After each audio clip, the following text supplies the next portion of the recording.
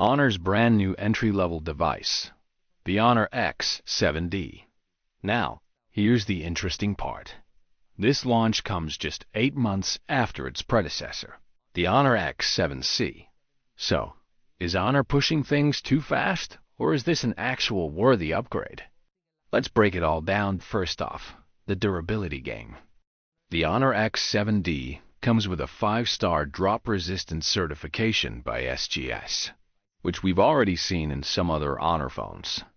But what's different this time is the improved IP65 rating, so it's more resistant to dust and water than last year's IP64. Now, let's talk about the real highlight, the battery. This time, Honor packed in a massive 6500 mAh cell with 35 W fast charging.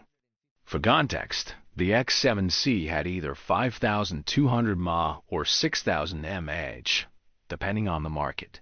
Moving on to the screen. You get a 6.77-inch LCD panel, HD resolution, and a smooth 120 Hz refresh rate. It's not mind-blowing, but for an entry-level device, a high refresh rate is a welcome touch.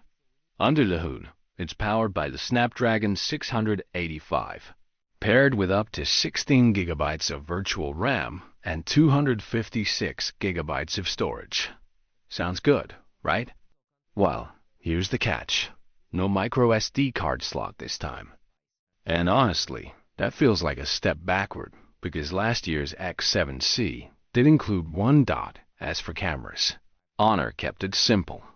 You've got a 108MP main sensor for those detailed shots and a 2MP depth sensor that should help with portrait photography.